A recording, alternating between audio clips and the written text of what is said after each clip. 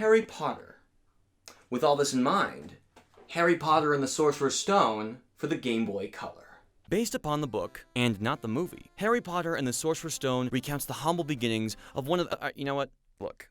You know this story. Everyone knows this story. Like Scar, Letter, Hagrid, Earwax. Now, there were a ton of Sorcerer's Stone games, all of which vary in platform and genre. I mean, the consoles got an action-adventure, the Game Boy Advance got a puzzle platformer, the PC got a 3D Zelda game, just straight up. The Harry Potter and the Sorcerer's Stone game we're talking about today is, in fact, a traditional turn-based RPG. Hold up, that's actually... Hey, could you maybe, thank you, that's great, thank you. One look at the battle screen and you know exactly what kind of game you're playing.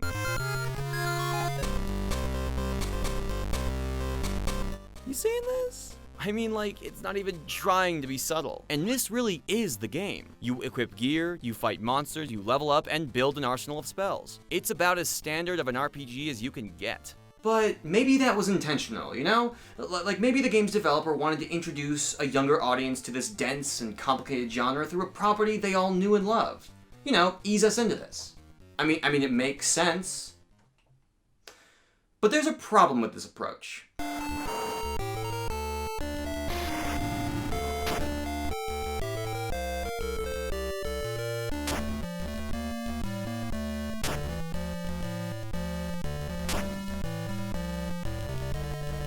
It's so slow, and it really does impact the gameplay. I can only assume this pace was intentionally slow to avoid overwhelming the kids who would pick this up based only on name recognition.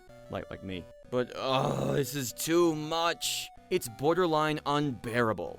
Now this sounds like a game-breaking problem, right? But there's still hope. There has to be. I mean, this is Harry Potter. Surely the thrill of having an adventure as the boy who lived is more than enough to justify a playthrough, right? No. No, and you want to know why that is? Because the one place you adventure around the most is terrible. Yes, that's right, folks.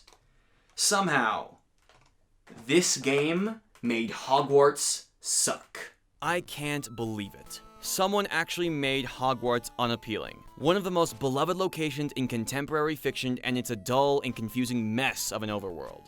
The 7 floors of the school don't convey enough visual cues to distinguish themselves from each other. I mean, you'll find the right classrooms on the right floors, but you can't really tell what floor you're on because you're not given enough information. You can always press select to remind you of your current location, but that's just not enough. You know, you'd think that ruining Hogwarts could be just the worst thing you could do in a Harry Potter game. But no, you'd be mistaken, my friend. No, the absolute downright worst part of this whole game... Really? Sorry, guys. We had to cover music before we get to that.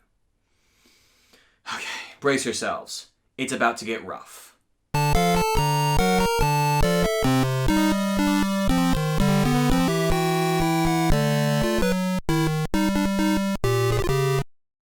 Yep. I'll give it this much. The soundtrack isn't awful, but it's grating. It's boisterous and blunt with its simplistic melodies, and though that approach can be done well, Sorcerer's Stone proves that the opposite is possible as well. Okay, we good?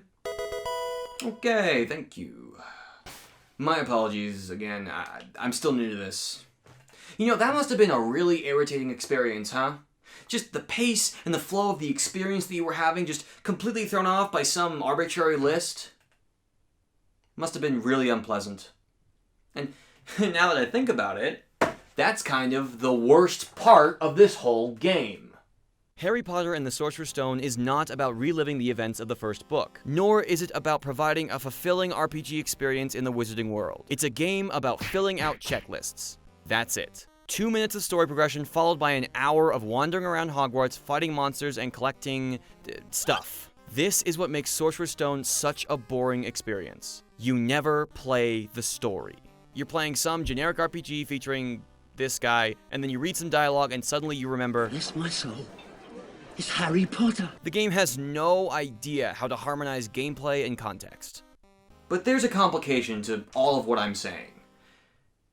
I make a lot of complaints, but even so, the game works.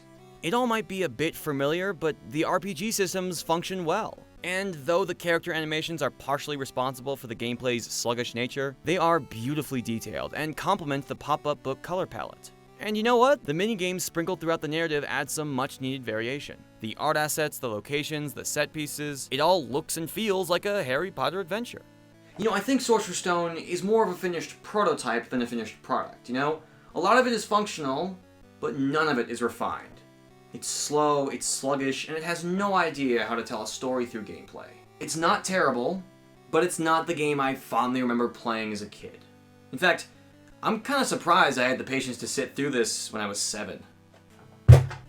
Now, there was a sequel, released just 1 year later, and it actually addresses a lot of the problems that I had with the first one.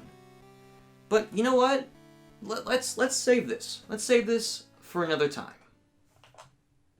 There's gonna be another time, right?